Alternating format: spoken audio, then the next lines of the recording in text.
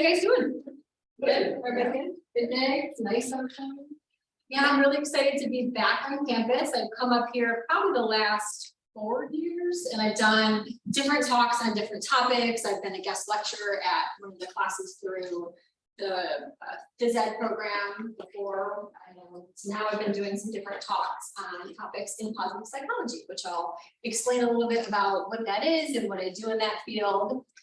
But today's topic is why goals, how you go get it, why goals matter and how you can reach them. And really looking at some of the science behind goal meeting, looking at, we've done sessions before on habit change and kind of the behavior science piece. This is a little more of the structure of meeting goals, and sometimes habits and goals are very interchanged. So if many of you have gone to the session on habits, a lot of that would be helpful, but this really, goal meeting is really its own unique thing. And I think what happens a lot with goals and with habits is when we don't make that habit or we don't meet the goal, we think it's a person problem that we can get defeated when really it's a process problem. And I think there's a lot of hope in understanding the process behind why things work and how we can achieve them. So really reframing it from it's a process problem. And if I understand the process, it's not so personal to me that I can't achieve the same goals that I see other people meeting or the habits that I want to make. So that's what we're going to look at today is process and how we can understand the process better and tap in. If I haven't met you yet, I see some familiar faces, a lot of new faces. My name is Jamie. I also go by JJ. And I'm a positive psychology practitioner. So I have a coaching, consulting, training, and speaking company based in the field of positive psychology. And if you're not familiar with that, I always start out with just explaining what that is, because it's a really interesting field. It's a really hopeful field. I think it's a really important field of study. And everything I do is rooted in that. So if you're familiar with traditional psychology, a lot of its focus prior to the advent of positive psychology was really looking at treating mental illness, absolutely needed. And you can also use positive psychology and traditional psychology. But really what was happening is we were helping people work through past trauma, work through illness, and getting them basically to a neutral point. So if you were able to successfully treat depression, you're no longer depressed, but it doesn't mean you're happy and thriving and flourishing. So the idea when positive psychology came along was not that we just need to be positive and happy all the time, but that we can kind of continue up this spectrum that if we, maybe get out of illness and into a neutral point, how can we continue up? And also, what are tools for resilience so that we don't dip maybe below that neutral point? How can we be more intentional? So it's really the science of well-being, it's the science of human flourishing, it's the science of resilience, and it's a field of study. So there's now decades worth of research looking at how do we live a good life? How do we show up the way we want to? How do we be more resilient? And that's really what science is about. A little misnomer because it's positive psychology. So people think it's a happyology or about being positive all the time. And that's just really not a great idea, not a great pursuit. It's about experiencing all emotion. So the reason, actually I'll start with you might have seen the second page, there's a little road map I've created where I brought together some different fields of thought around goal meeting and kind of created a little map that we'll go through today. And this is something, if you ever want another one of these, feel free to email me. I'll shoot you a bunch of copies if you want to work through some different goals to have that. But we're going to work on this little roadmap today. And I think it's important to think of why we actually want to set goals. So certainly we all have things and pursuits in life that we want to do, but really the science and looking at, over 30 years of life satisfaction research, it's really the things that we don't do that we end up regretting more than the things that we've done. I think sometimes we look at things we wish we didn't do with maybe a lens of sometimes regret, but at least those are lessons to move forward. But those unachieved, unactualized things that we want in life really do create a little more inner turmoil, a little inner struggle. And really it's the things that we haven't done that we wish that we did, more so than not wishing we did the things that we not wishing, the opposite of that. And you can even see research on some of these biggest regrets lying not going for the education we want, or the career, or the partners, the parenting, and where these are all opportunities for a lot of growth and change. And I think, again, if we can understand some process around that, it helps us to achieve those things and not, again, take it so personally. And I think there's a lot of reasons why we set goals and they don't happen. Sometimes they're poorly defined. Sometimes we don't plan. Do you ever get up in the morning and you're like, today's the day where I'm not eating sugar ever again? And your pantry's full of sugar and you have no, healthy food options, and you have dinner plans tonight to go get ice cream and just all these things, I think a lot of times we have really high motivation and excitement. And then if we don't have an equally matched plan around that excitement, it just doesn't always end up the way we're hoping. Sometimes it's a lack of vision, being able to even see how this is possible, being able to vision the future and see what things I might have put into place. A lack of self-efficacy. We'll talk about self-efficacy. It's different than self-esteem. A lot of people think if I feel good about it, I can do it. Self-efficacy is our belief that we can do something. This idea that if we think we can, we think we can. And sometimes the only way to build self-efficacy around something is to have small successes. So we'll look at how can we build self-efficacy around our goals. And also sometimes our goals, if we don't really look at them, we really need intrinsic motivation. Sometimes we do things because someone else thinks we should do them, because we see other people doing them, because it just feels like something I should do. Truly, to get to where we want to go, I believe you have to have intrinsic motivation from within yourself. So part of that intrinsic motivation is really understanding the why you're doing something. So I asked when we started if you could think of a goal, and I'd love for you just to take a moment to think about why that goal is important to you, why that matters, why you want to do that. There is a little section if you want to fill it out here about your why. So I'll just give you a minute to think about your why and write a few notes down, a few thoughts of why is this important to you.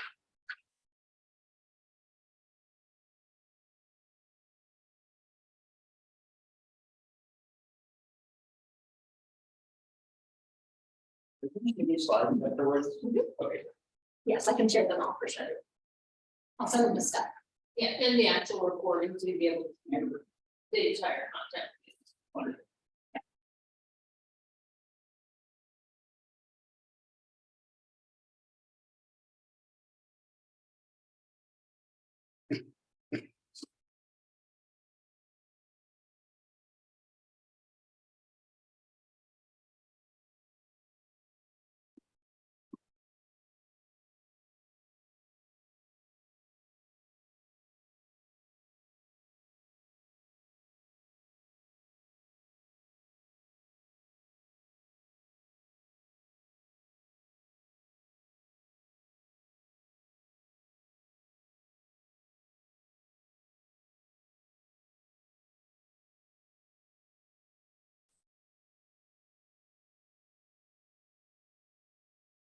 Another 20 seconds to wrap up the thought.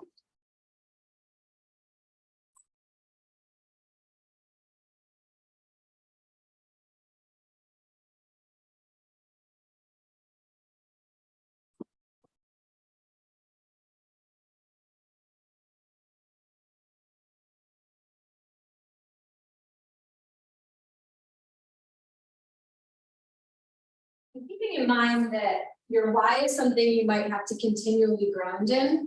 One of my strategies when I'm feeling a lack of motivation and have to do work is that there's a project I need to do or something I need to get done, I don't really want to do it. I'll take out a sticky note and I'll just do a slight journaling of why it's important and I'll stick it somewhere. Even if it's just a few things that tell me, if I don't do X, I'll never get to Y, or whatever is important. I think it's important to continually keep coming back to why you're doing something. And those motives can change, but the why helps keep us motivated and that internal piece of knowing why you're wanting to do this. And there's also a part in there that says at the top of what your goal is and when you want to complete that by, so you can put that in there. And I'm curious, would anyone in this, you don't have to if you don't want to, but anyone be willing to share or hold with the work? Any person? Well, oh yeah, I got two, sorry. We'll go you and then you. Okay. I wanna move, so I come to work and I've even tried like scheduling in that hour, but then I let the day dictate. And it's the end of the day and I never got to. Yeah, I want to move more. And I love the broadness of that and how we're gonna scale that down to something really specific as all we're doing this today.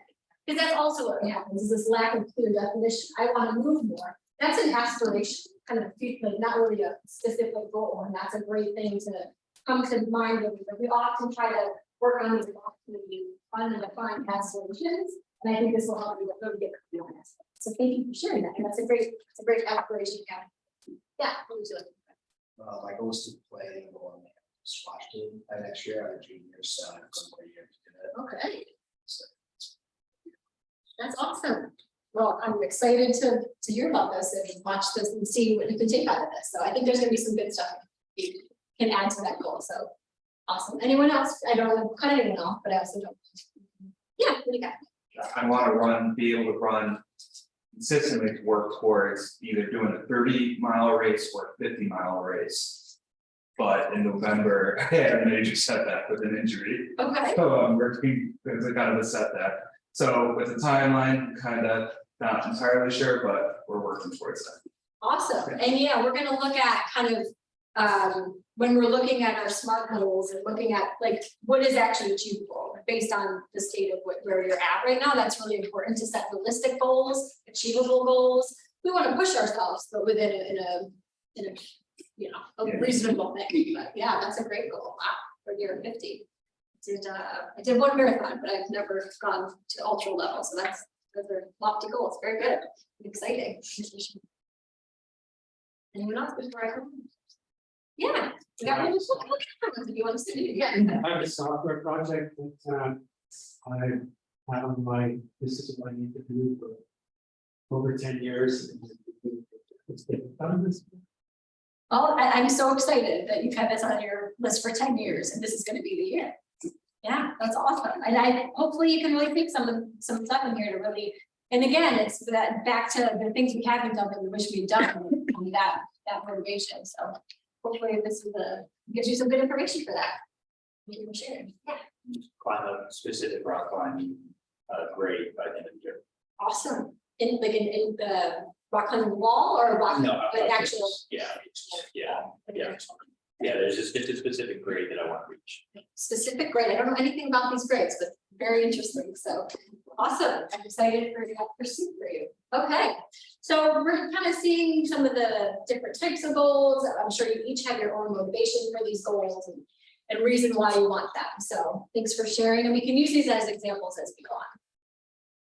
So I put together this little toolkit of different goal things that I've seen in different behavior science, positive psychology, and goal meeting theory, and put them together to have some tools for you to kind of think of. I need different, you know, if you're hiking a mountain, sometimes it gets icy and you need spikes. Sometimes you're gonna need certain carabiners and you know, all the things that you can climb up. And so think of it that way too. This is like a little backpack you can put on and pull different things out when you need them.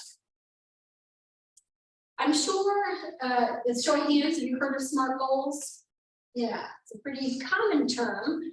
I think we know about them, but we don't always put them into practice. So we're going to go through what SMART goals are one by one. The SMART just stands for specific, measurable, attainable, relevant, and impact.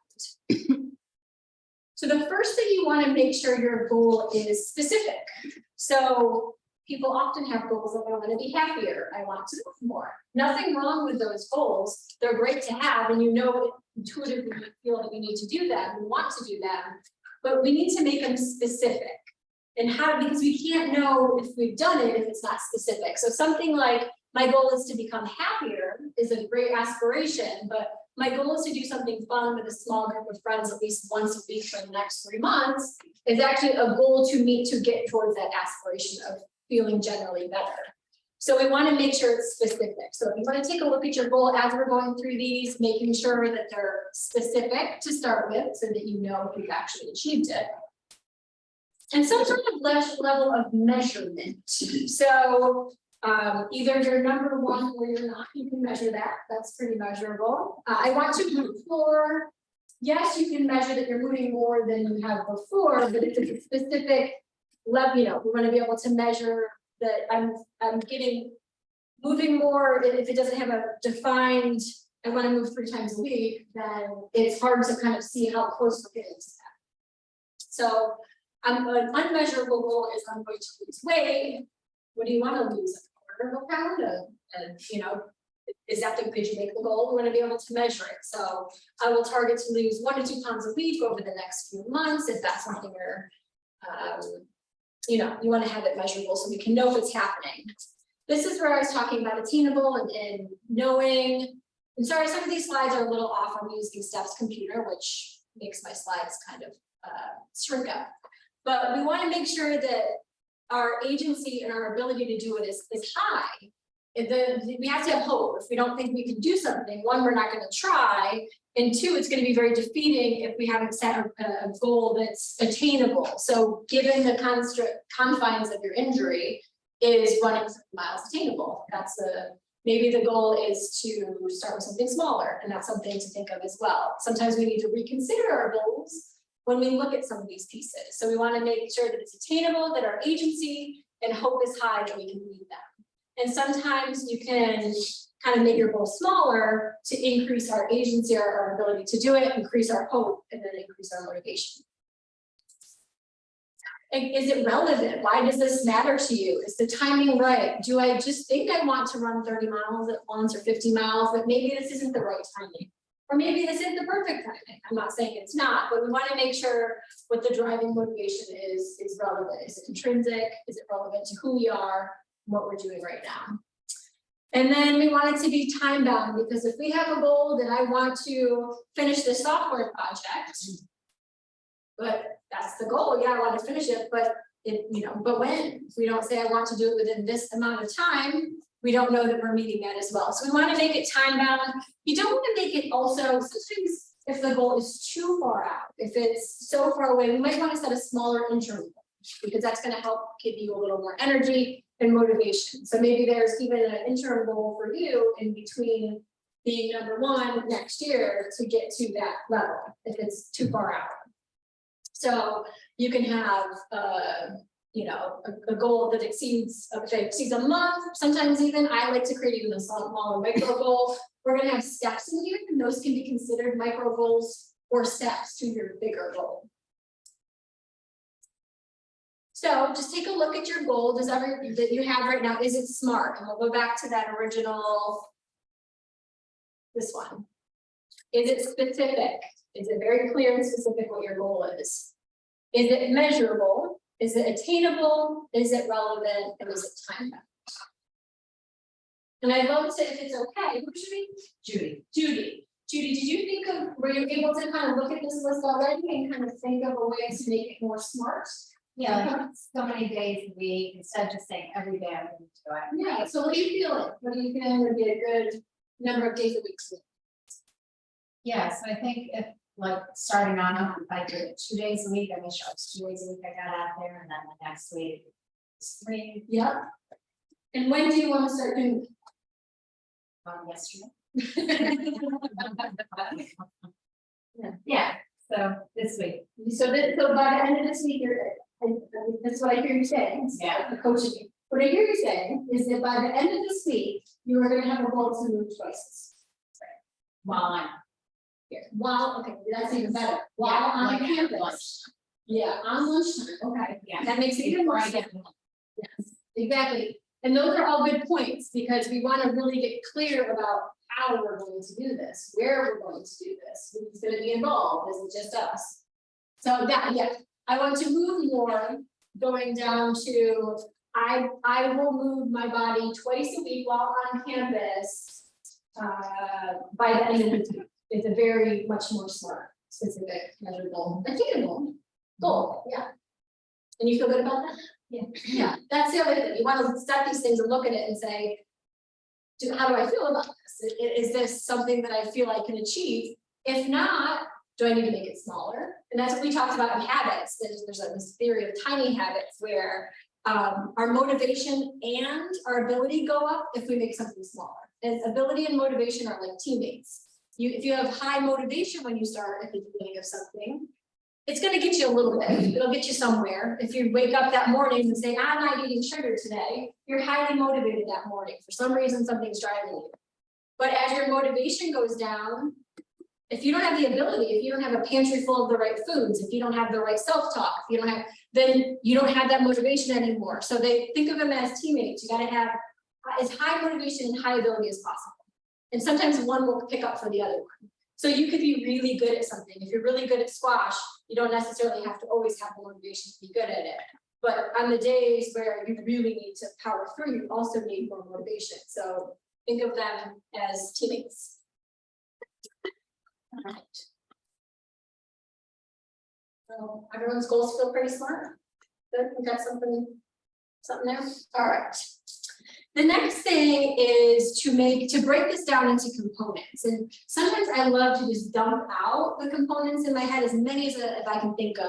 Sometimes they're chronological, so sometimes you have to do something before you can do something else. Sometimes there's just pieces and parts.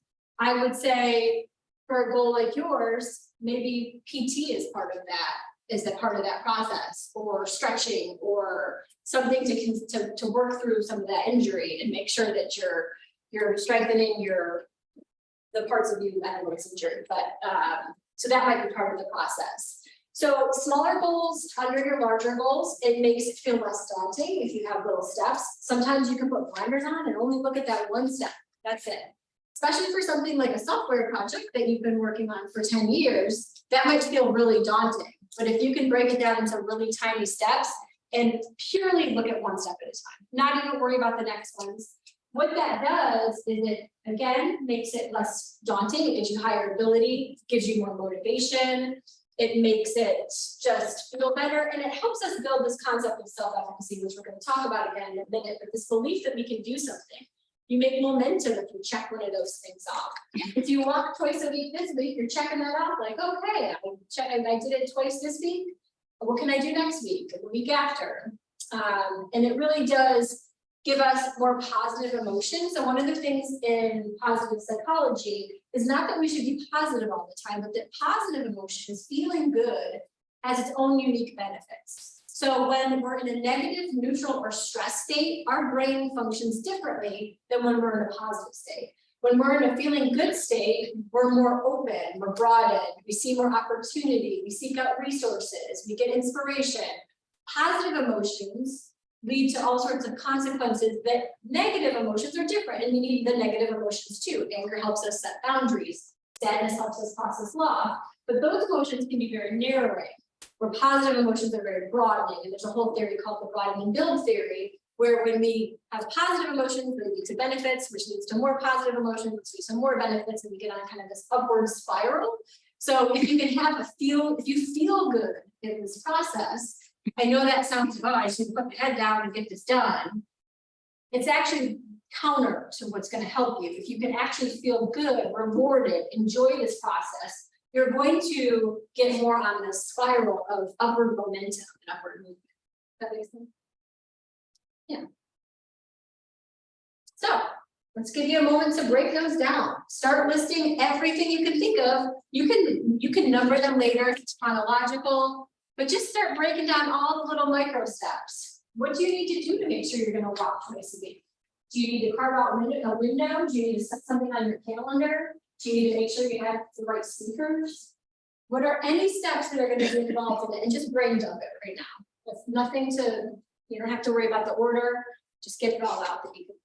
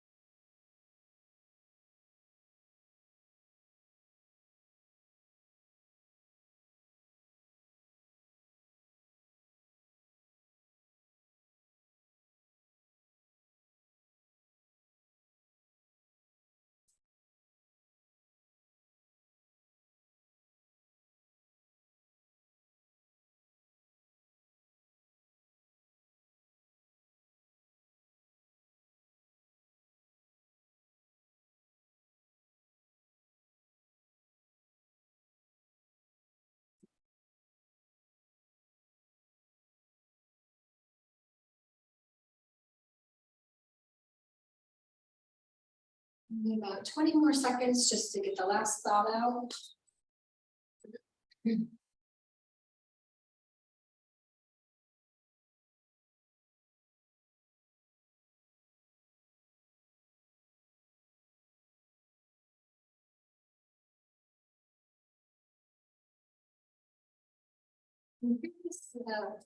When you did that process, if you recognized anything, was it easy? There's so many things you could think of. Was it hard to think of what to do? I'm just curious what came up for anyone in that process. As I'm writing these down, I'm like, I'm looking to these sub goals, like. Will my sub goals turn into kind of like micro failures instead if I don't meet them? My sub goals, that's interesting. I never heard, yeah, well, my sub goals turn into micro failures if I don't meet them. I'm curious why you're thinking you might not meet them. So I just, varies kind of whatever's came to my mind, I was putting this out, and Yeah. there's, I have a SMART goal for my main goal, and I say, the ideas of these make sense. There's little things in there, it's like, well, I need to, climb the gym, sometimes we can do this type of like exercise, do these things like that. And life is busy. Sure. This is a personal chronicle, this is not like a goal for, it's just important to me. Sure. But it's not like a work related goal where like I had to set up a certain thing. Right. That I don't need to do this because. Yeah. I want to meet this certain goal before my body starts to break down. Sure. So, you know what I'm saying, it's like, okay, well, we stretch them, we start to train our hang boards, and it's like. That's like on, It is, and it's like, so like, what if I don't do those, I mean. And I can deal with it myself, I'm just like, I think it's useful for everybody, it's like, we had these goals. Right. Is that, I mean, for me, I would be like, okay, that's okay, but also telling my people, it's kind of curious if there's anything wrong about that. Yeah, I would maybe look at the actual goal in that case, knowing what it would realistically take for you to get to this larger goal. And maybe even the goal is to put into place something in your life really attainable that could then lead to that goal, and maybe that is actually the goal. Is one of the thoughts, to make the goal, and I'm not saying to discount that lofty goal, that should be there as your vision. and That goal. Yes. That's what about I just feel, and I feel like if you're looking at your list of things and realistically saying to yourself, these things that I need to do to get to this goal are not part of my daily life right now. They're not realistic. They're not, I would suggest maybe taking the goal into a smaller form and just building some of those practices, or a practice into your life as the goal. And even that goal will then have little micro goals under it, you know what I mean? So I think maybe it just needs to be broken down into a tree of small goals, and really just very narrowly focusing on that as the goal for the moment, that in the season of time, in the season of life, or what I have going on in my life, this is the goal really. And that goal will then, and the why behind that, why is this goal important to me? Because this is a step to get to the other things. But if I just kind of list out every single thing and this is why I think it's important to list these things out to see what comes up for you, because sometimes it's like, wow, I just don't have the resources, I don't have the time, I don't have the know-how, whatever it is to get to what this goal is right now. And it helps you go back to that SMART, and maybe this goal isn't really smart for me as the one goal we're working on right now. Yeah. Anyone else have anything come up? Yeah. As I was going through, I was thinking about how they would impact my family. So Okay. with 2 young kids and, Yep. Sure. because it's largely focused on morning routine. Yeah. And, so just thinking about all of the obstacles or, Yeah. things just suddenly come up, or how it might impact Right. their routine. Sure. Which is part of that whole reason why a lot of goals fail, is because we don't visualize the process and see what this is going to take, and just kind of put these things in motion, and then we run up against these obstacles, like my kid, this isn't working in my morning routine. This isn't rough on me. Right. And so we're gonna also talk about what happens when your kid throws up on you, because we should have a plan for that. So the proverbial my kid throws up on me, whatever that obstacle that comes up. But I think it's good to really see what this is going to take, to really break it down, to really reassess the goal. For you, some of that might also be dialogue of, is that true though? Like maybe sometimes things are coming from story in our head of mom guilt or just purely, this can't work with these, so I think it's also a matter of what's true. And really, is this my story that I'm not gonna be able to do this in my morning routine because of X, or is this really realistic and I just should try to reframe this or do something a little different? All right, anything else before I move on? Thoughts, questions? All right, so this is a process to continue. I do think if you really get to a list of things that feel attainable, that feel practical to what you're doing, to knowing that the goal is still something that is smart at this point in your life, then I think it's good to be able to have these steps, to check them off. Does anyone have a good process for when they accomplish something, like to check something off, to keep a to-do list? I love the feeling of checking things off. Anyway, I check things off, and if they had to be rescheduled or I needed to change, I do a cross through. Like, Yeah. that's for my weekly plan, almost kind of, right, isn't it like it's satisfying. so satisfying? And it's a specific color of pen I use for it. Yeah, and see, this is the psyche of our lives, that it's like, I'm a highlighter. I actually highlight them when you're done, like, which is the opposite of what you think, you kind of highlight what you need to do.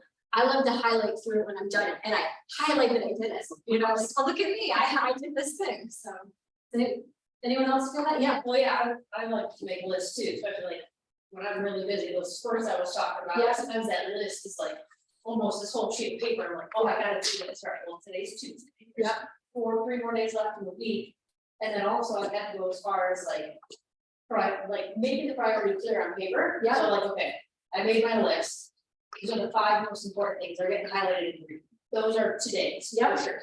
If I have extra time, cool, now the ones that are in yellow, I'll add those today. Anything that I've highlighted in pink, that's at least Wednesday. yeah, Yeah, kind of like reel my brain in, because I can just like see the whole thing, and that was too big. and Too that big, forces too much. me paralyzing. To whittle it down. Yeah. You look at school list and it's like, I can't do it. Yeah, Okay, well, we need to figure out ways. exactly. Well, you know, later, let's go lows.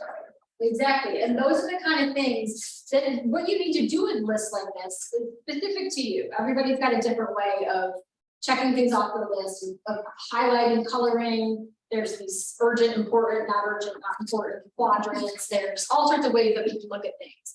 But the goal of this sub-goal list is not to make you feel like, oh, there's so many things to do. The goal is for you to chunk it out and be able to just do one thing with all your intention at one time. So I love to truly know that there's all these steps there, but that I'm just only gonna focus on that one. I'm gonna put all my energy and presence into that one thing. I'm gonna check it off and I'm gonna build that, okay, I can do this, next thing, next thing, next thing. It's not a list to be, it's actually the opposite of what it might be if you see them all listed. It's meant to be able to make it bite-sized and digestible. Or to make you look at your goal and say, you need to change the goals. The next thing I want to talk about is a concept called self-efficacy. Have you heard of this term? Do you know what self-efficacy is? Is it something you used? Yeah, some people not. It's a term by Albert Bandura. He's a Stanford psychologist. And it's really our belief that we can succeed in a specific situation. So we want to be able to know, it's this idea that if we think we can, we think we can. If you're familiar with the little engine that could, there's a children's story about, I think if you think you can't, you think you can't, you think you can't. That's the same thing, but the opposite. And that's what happens a lot when we're trying to aspire to something different or bigger or beyond what we've done in the past, is that there's a lot of talk around, I just don't know if I can do this. And then I don't know if I can do this, it starts to change the way we perceive things. That, remember when I talked about when we feel good about something, when we feel that positive emotion, when we feel threat that we can't do something, that we have a human tendency to withdraw. When we feel reward, we approach. So we want to consider things that build this belief muscle that we can do something because it feels good, it feels rewarding, and it helps keep us motivated. And there's a lot of ways to build self-efficacy, but there's some really specific ways to do this. So if we want to have self-efficacy around being number one at squash, there's some things that we can do to look at this.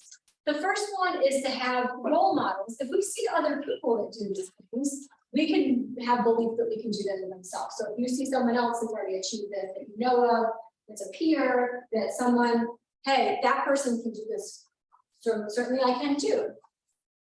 The next thing is to have people and cheerleaders in a support system that tells you, they give you realistic, valuable feedback. If you have people around you, yeah, you're really good at that thing. I know that's important to you. Absolutely, I think you can do that. I've seen you grow. I've seen what you're capable of. So having cheerleaders is another way to build that self-efficacy, because sometimes when we lack belief, other people have some for you. The next thing is to learn to manage your stress, both at a micro and a macro level. When we feel stressed, again, it's that concept of negative emotions narrow us, positive emotions broaden us. Things that feel threatening, we can withdraw from. Things that feel rewarding, we approach. If I came in today and I was basket case, and before I came here, it's kind of managing the stress, and run up here, get here. If I didn't ground in that I love to speak and why I do this work, I would come in like, my heart's beating. I can't speak in front of all these people. And then my body is signaling to myself that I can't do something. So stress can impact us on so many levels, but the more we can manage the road, we're gonna have plenty of things that are gonna set us back when this happens, not using those setbacks as, signs that we shouldn't be doing this, but those setbacks is just part of the process. I think the stress level and the way that we approach things in our mindset is so important on both the actual goal that we're working on and those setbacks, but our larger macro stress state at any given time is going to impact our ability to achieve what we want. And then these little wins, mastering experiences, and out of all of this, that's the biggest. So every time you check off one of those boxes, every time you win a match, every time you go for a walk, every time you put something in place and check something off, that's a check in the box for I am a X. There's a lot of, if you've read the book, Atomic Habits, he says every action we take is a vote for or against the person we wish to be.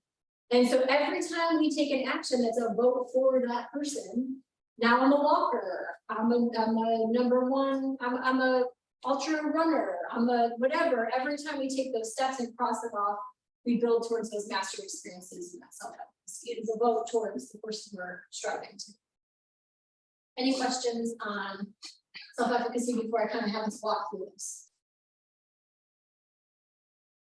All right, so on your sheet again, do you have a role model? Someone that would be a great cheerleader. So a role model, someone else you've seen doing something similar.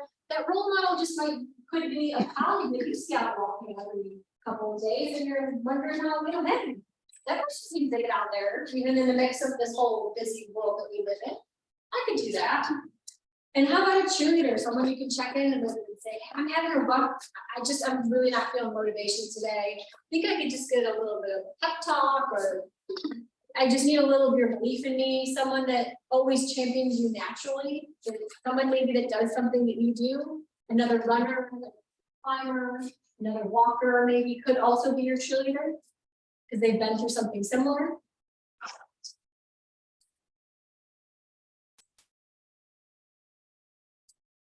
The next thing I want to talk about, so if you have those on your list, did you even know? And again, you don't have to by the time we leave, but I want to talk a little bit about primers. Primers are things in our environment. They're cues that drive our actions, and most of them, as much as 80% of our day's activities, are directed by reactions from unthinking cues. So if I walk into this room and it's dark, I'm just going to turn on the light. I'm not going to think about it. It's just dark. That's the primer to tell my brain that I need to get light. But I didn't think about it. I just turn the light on. If there's a rock in the road, you're going to walk around it, not to think about it. Primers, things in our environment affect our thinking patterns, our actions. And it's interesting, there's all sorts of studies around primers, but there was a fundraising goal, there was a study looking at people fundraising. And one of the catalogs that they had to get all the information about fundraising was blank. One of the catalogs had a person crossing the finish line, like a race strip, and they're crossing the finish line.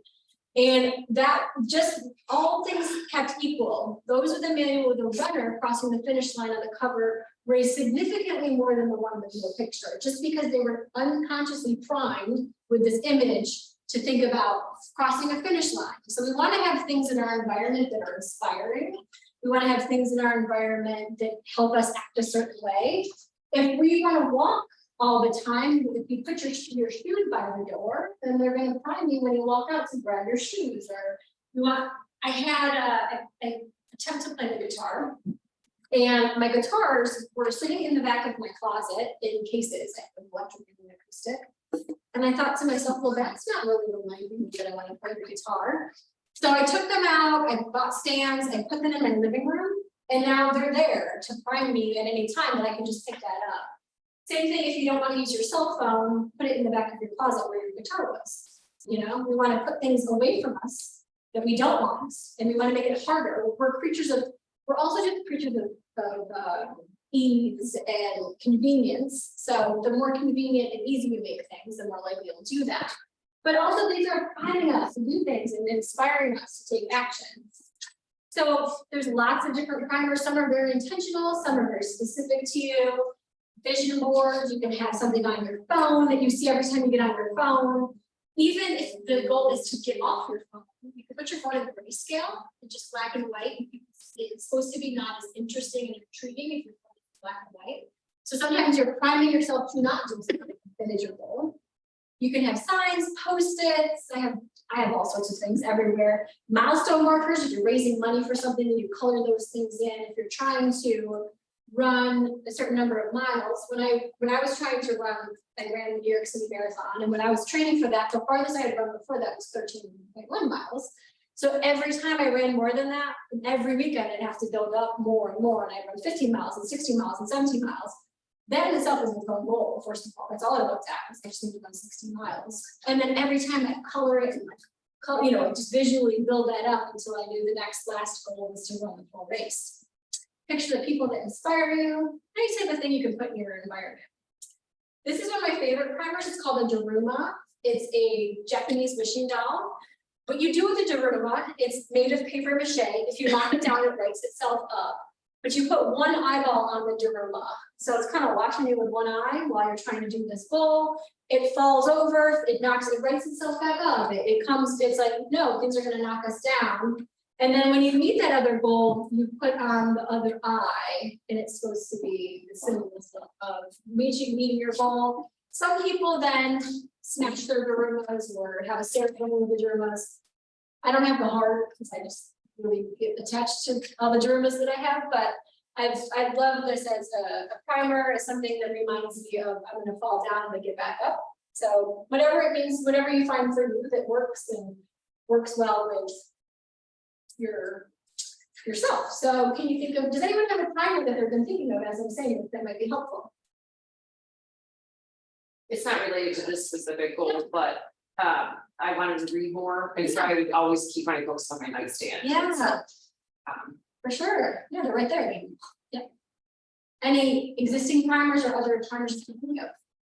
I do the phone background thing, in it's just, it's a simple thing, but that's, I have dozens of them, that's why. Yeah. So I go with my past experiences, Mm. but I mean, it's a nice, easy thing to do, kind of like, when I find the client that I'm going to do is to do that, so it's just, every time I open it up, it's like, just to remind me of like, what my goal is. Yeah. It's a very simple one.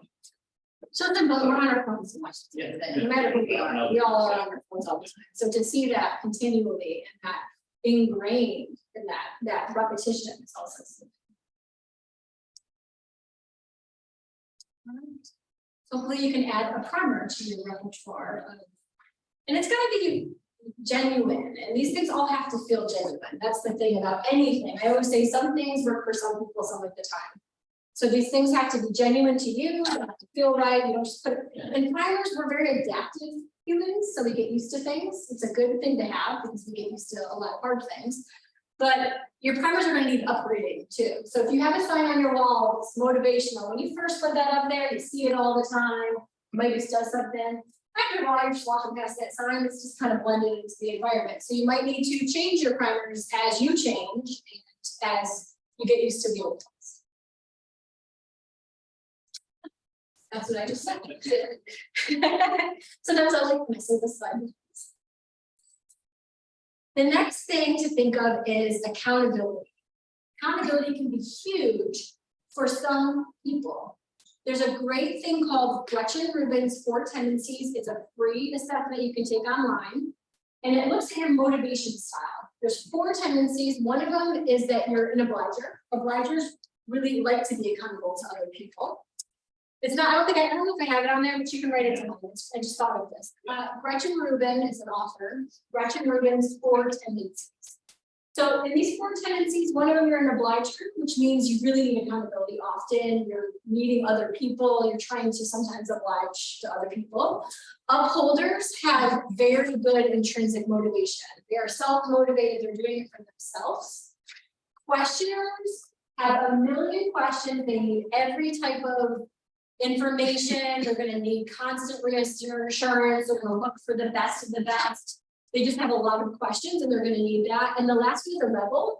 Rebels just don't give a, they just don't, they do their own thing. Rebels, you could tell them that something and they want to do it their own way. So they're not going to maybe meet into some of these kind of clear-cut ways of motivating. They're going to be motivated by whatever they feel like in that moment because it's their way.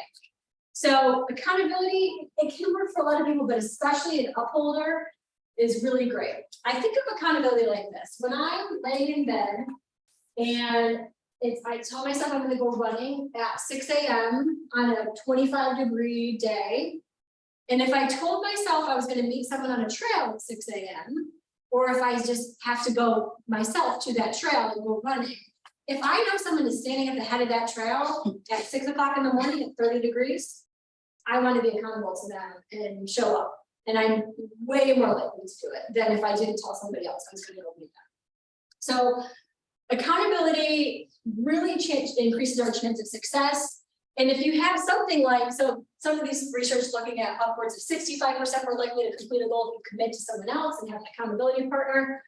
But almost 95% if you have an accountability appointment. That's what I had at the head of that trail. An accountability appointment, I told someone I would be there at 6 a.m. My chances are, I can tell you, time and time again, because I have rolled back over in that bed and I have gone out to meet that person at the trail almost every time. I don't think I've maybe never not met a person at the trail. I run with a group of women, they're the women to help me get through the marathon, they met me at different points. Other people matter. Having someone that you can be accountable to, that your partner that you can text and say, I'm not feeling this, and they can say, well, I am right now, so let's go do it. So accountability is huge. So think of if you have accountability buddy, if you can have someone that can be your accountability partner. So think if there's someone in this process that could be a really good accountability partner. Maybe there's someone you want to walk with once a week. You know, that might help if you know they're out there waiting. It doesn't have to be every time, but maybe it's once a month you have an accountability partner. The next thing to consider is an implementation intention. This is when someone throws up at you. So the idea is when X arises, I will perform Y. Knowing yourself, knowing the obstacles that you're going to face or could face. What are you going to do when they happen? What are you going to do when you're tired? What are you going to do when you're hungry? What are you going to do when you have a sick kid? If you have a goal to go to the gym 4 days a week, let's say I know that maybe one of those days my kid's going to be sick. Well, then my implementation intention might say this. If I have a sick child that day, then I will plan to do a low-key workout on my video at home or something. You know what I mean? Like something that's attainable, something you can do. If I forget to do this thing, I will immediately try to take action when I see it. If I have a day where I'm not motivated and I don't do the thing, I'm not gonna beat myself up, but I will only allow it one time. That might be your implementation intention. It's basically planning for failure. And we're going to fail at some point. So the more things you can see that are going to arise, knowing you, knowing your life circumstances, the better we can plan for that. And sometimes the only time you know an implementation intention is when you do have one of those quote unquote failures. I don't believe in failures, just lessons, but when you have a failure and then moving forward, you're like, okay, the next time that happens, I'm gonna plan for that, and this is what I'm gonna do. So sometimes you have to have a few failures to even set an implementation intention, so you know that it's gonna come up. So that's the way to build failure, and I hate to just use that word in air quotes, failure into your plan. So here's a couple of other examples. When I'm tempted to have a sugary dessert, when I'm craving something so sugary, if you're, let's say we're trying to eliminate dessert, that's your goal. I'm not gonna have dessert for dinner anymore. I'm only gonna have dessert at a certain time. Maybe you can say, when I'm tempted to have a sugary dessert, I'll try a cup of flavored tea. When I want to quit, I'll write down my why. When I lack motivation, I'll call my accountability buddy. All these things are going to happen. We're going to have no motivation. We're going to be tired. Life's going to happen. The more we can account for that, the better off. And I just liked this quote: giving up on your goal because of one setback is like slashing your other tires because you've got one flat. When we get a flat, or we get things pop up in the middle of the road, that's what we do with them. And even there's this thing called Prochaska's process of change, where it looks at all these there's parts of trying to make a change or meet some sort of goal. You can see that part of the process is planning, but part of the process is relapse. So let's say part of your process is trying to put a habit in place. Relapsing, let's say you're trying to quit smoking, relapsing is also often part of the process, because it's like, oh, it didn't work because I didn't know this thing that I know now. And now I know this thing, so I'm going to build it into my process. So don't think of failure as failing. It's just failing as part of the process. So if you want to look at any implementation intentions, you can think of those as you go along. But I wanted to go through a few more things. And if you do need to hop right at 12, it's recorded, so you can see the end. But also, I'll stick around to finish this up and have questions as well. But I do want to talk about visualization. Visualization is really this idea where our mind is just imitating a future event. Visualization can be replaying the past. It can be thinking of what's happening in the present. It can be looking towards the future. It can be real. It can be fantasy. Visualization is just our mind thinking of what can happen. You think of one of the most decorated golfers of all time, Jack Nicklaus. He's never hit one shot in his life where he didn't visualize that shot every single time. He says, I've never hit a shot, not even in practice, without having a very sharp, in-focus picture of it in my head first. First, I see the ball where I want it to finish, nice and white, sitting up high on that bright green grass. Then the scene quickly changes, and I see the ball going there, its path, its trajectory, the shape, even its behavior and landing. And then there's a sort of fade out. And the next scene shows me making the kind of swing that will turn that previous image into reality. We can see it happening, we can feel it happening. It's changing. We don't know, our brain doesn't know the difference if we're imagining something or if it's real. The same biochemical process is happening. I do visualization exercises where I have people close their eyes and visualize their kitchen and walking up to a lemon and cutting the lemon and putting it up to their mouth. And every single time, people salivate at the thought of the lemon going to their mouth. You're actually changing what's happening in your body with your thoughts. And so really powerful stuff to visualize your goals, to feel into them. There's other even visualization studies where people mobilize their arm, and one group imagine squeezing a ball the whole time. The other group didn't imagine squeezing the ball. The group that just imagined squeezing a ball with their arm in a sling had less muscle wasting than the group that didn't imagine. So this process is powerful. Our mind is hugely powerful. It can do all sorts of things, activate the placebo effect, activate our attention bias. Once we visualize that, we might go like, oh, there's a wind there that I'm visualizing. Maybe I need to account for the wind. It helps us moderate the emotion, it helps us decrease that planning fallacy. We often underestimate what it will take to actually get to what we want. And when we visualize it, sometimes things come up for us like, oh, actually, I need to do more of this to get there. But this is also an important one. They've researched two types of visualization: process visualization and outcome visualization. So the outcome being on number one at Squash, the process, how does it, what I'm visualizing getting there? It's that process visualization that has been shown to have even stronger effects than the outcome. So not just getting to the top of the mountain, not just crossing the finish line, but the process, like what it's like to get there. It really, they're both positive. You want to see both, and that outcome also is motivational. I just love a good motivational quote. Go as far as you can see. When you get there, you'll be able to see further. And I think that's part of it too. Some of these things, we can't even really see the next step until we take the one before. So don't be afraid to try smaller goals to open up bigger ones either. So as we wrap up some things, I always have some putting it into practice.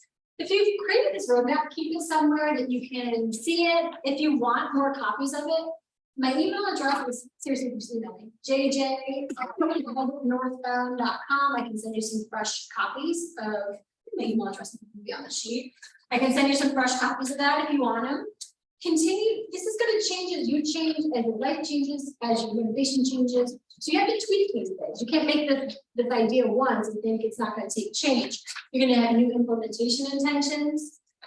Using visualization when you're lacking motivation or when you're trying to just see how it can possibly get there. I think visualization is so powerful. I visualize all the time. And one of the things I do, this is slightly off topic, but I do this exercise once a quarter at my best future self.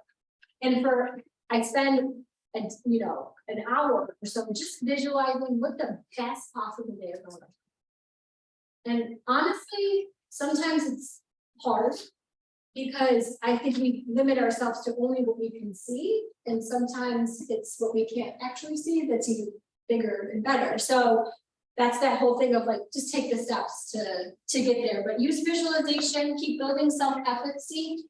And truly celebration is huge. That's another thing with habit change. Again, when we feel good, we remember, we want to do that again and again and again.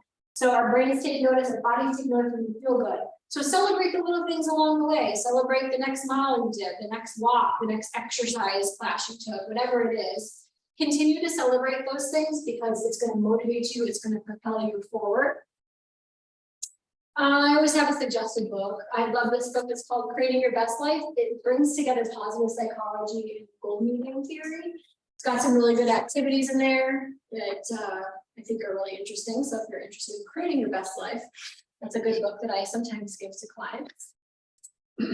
Again, the computer made this all just switched up, but if you want to find me, I'm on LinkedIn, you can connect there. I have a couple different Instagrams. I just opening up a new space in Syracuse. It's a mind and body shop. It's got products, services, and events to support mental and physical well-being. So I have head_northbound, but I also have northbound mind body here on Instagram, Facebook, and email me, send a smoke signal, carrier pigeons, however you want to. I'm always love to connect. I love obviously talk about this stuff. So feel free to reach out in any way. If you have questions, I'm always an open book. And I will stick around for questions if anyone has any. Maybe I'll open up the floor right now before we go. Does anyone have anything that came up during this that they're curious about? Can you just go back to the slide that recommended or suggested reading? Yeah, it's also on here. Oh, it's not, okay. Yep, it's that's right. Under suggested reading and additional resources. There's some videos. Oh, my socials are there for those ones. Yeah, so yeah. Well, thank you so much for having lunch with me. Thank you. Look forward to your goal and all that's coming. And yeah, if you do reach when it's all about language. When you reach your goal, feel free to let me know. Thank you. All right, thank you. I recommend checking out that direct movement. I did the quiz Yeah. and it was like, for sure. Tell me about this. But then you're like, that's it, right? So like, I wanna get in this more for content. Yeah, you're a rebel, Kim. No. You're a rebel. I need to understand why. Yes, yes, we need to understand what's behind it. Yeah, one of my best friends is a questionnaire, and she's always, what's the, I need the expert advice, I need this, I need to understand why, she's just like all about, No, it was the example of like the baby to buy like. Yeah. Client or something. We will do exhaustive research. So you're blue in the face. yes, But then you want to be like paralysis by. yeah, You want to be wrong. yeah, yeah, So is that what the question was? yeah. Okay, so I guess I'm. Your question. I I think so many of these different self-tests, understanding the personality types, your strengths, your. And every single one of them always gives you knowledge about who you are. It helps you understand yourself. This was a good one. I'm a half and half, I'm half obliged, half a plumber. So I like accountability, I have intrinsic motivation, but I also like. At first, when you said that, I didn't hear that, I mean, the applied here, that seems like just. Right, Yeah, but I mean, at least as far as that, it's not collecting all the data possible, that's also what they. yeah, and so if you're a mix, I'm a mix, so I Yeah. have the ledger. And just understanding when to use those things is really important. And also when it can sometimes be, of anything, sometimes it's a strength and sometimes it's kind of a shadow strength of like, it can be a weakness. Like my obliger at too strong is too selfless and I don't take care of myself. My upholder at too strong can lack empathy, or I don't really ever like empathy, but I'd say my upholder can get too mission driven and not really, see what else, other people are supposed to, so. Yeah, it's interesting, but yeah, there's so many different assessments on strengths, it's a lot of the work we do in positive psychology is focusing also on like an assessment of not what's wrong, but what's strong. And so there's could be a survey where you can look at your strengths and how you can use your strengths toward your goal, which is also another great assessment. It was helpful. You just, for still have some time here. Yeah. The visualization thing you said at the end, that's, I looked at some books specifically for climbing, things like that. and, Yeah. There's a lot of these books, like, The Warrior's Way, and things like that, but the one kind of. It spoke most to me to this one called, Climber's Mind, and it's written by a psychologist. And it dealt with a lot of these kind of fears inside of climbing and like fear of failure, fear of this, fear of that. And when you talk about the visualization, it's very big in what I do. But when you get a simple example of with a lemon, and like, making that those changes, do you have some other resources that you might, that like, about like visualization, just, not only, I mean, for myself, but I find like I proselytize to people about that. Yeah. I'm just like, I'm like, no, this works, like, you really, so it's kind of, Yeah, I think that kind of those straight things where it's like, this is like, you suggested, I'm making read this, where it's like, you do this, visualize this, you're telling this is actually what's happening in your brain, like that to me, like, it's like, this is what's really happening inside of you when this happens. Yeah. Rewiring pathways and things like that. Again, that's what speaks to me. Do you have any other suggestions for things like that? Let me think about that. Or- Yeah, let me make it. Yeah, I'll send, do you have, let me get your email. Thank you. Yeah. I don't even know where I put any of my stuff. It's moved in. Yeah, I mean, the mind is so powerful, and I think especially in physical pursuits, we often underestimate that. And I mean, I think anyone that's strongly pursued any type of physical goal knows the importance of the mind. I'm not at all saying that, but I do think sometimes there's so many ways you can look into that mind piece. Right. Visualization just is a narrow strip of like the Right. mental part of all of this, but why don't I give you this and you email me? And then I will remember to. Great. That's good. Thank you, yeah, my pleasure. Yeah, hopefully I'll come back for another one. We've done some different topics, have a lot of them covered. Kind of, there's a model in cognitive psychology, and it's these kind of pathways to well-being and flourishing. The P stands for positive emotion, which is a lot of that mindset piece, not just feeling good. E stands for engagement, which was things like flow, and we're getting flow states and how that affects Which is also another great thing to look for any type of, like, any of your, all three of your very physical pursuits, those flow states are hugely important. And also your strengths, R stands for relationships as the single biggest predictor of our well-being and driving. M stands for meaning and purpose, and A stands for achievement. So A, this is kind of something under the A, but I kind of can topics in all these other areas as well about mindset and then they all feed into each other. Of course, yeah. It's all kind of one thing and a lot of things at the same time.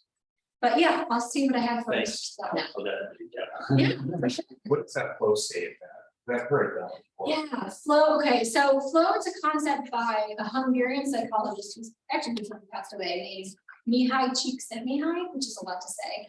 But flow is when our challenge and our skill set are equally met. So if the challenge is too high and our skill set's too low, we're stressed. If the challenge is too low and our skill set's too high, we're just kind of bored and apathetic. But when we're in this, it's like the zone. So Yeah. like basketball players call it getting the zone in the pocket, jazz musicians get in the flow, surfers. But a flow state has very unique circumstances which are so good for your nervous system, they're so good for achievement, they're so good for, so the more we can get into these flow states. So when you run, I know I get the flow state when I'm just on that run and you lose track of time. So time doesn't really, there's no concept of time. There's no, you're not really high nor low, like emotionally, you're just kind of, you're just there, you're just in the moment. And there's something called transient hypofrontality, where your prefrontal cortex, which is where all that mind chatter happens, it stops.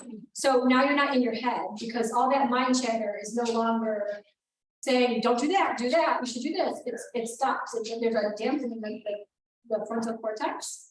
And so it's just so good for achievement, it's so good for your physical health, it's so good for life satisfaction. I mean, there's just so many things that flow does. But yeah, if you look up just flow or Mihai Csikszentmihalyi, there's a ton of good books, there's research. I think we just flow actually. I don't know if I did one here. Did I do a flow session? No. I have a whole Not ton this year. yeah, I do a whole workshop. on flow. Yeah. Yeah, well, thanks for coming. No, of course, thank you. Yeah. Yeah, my pleasure.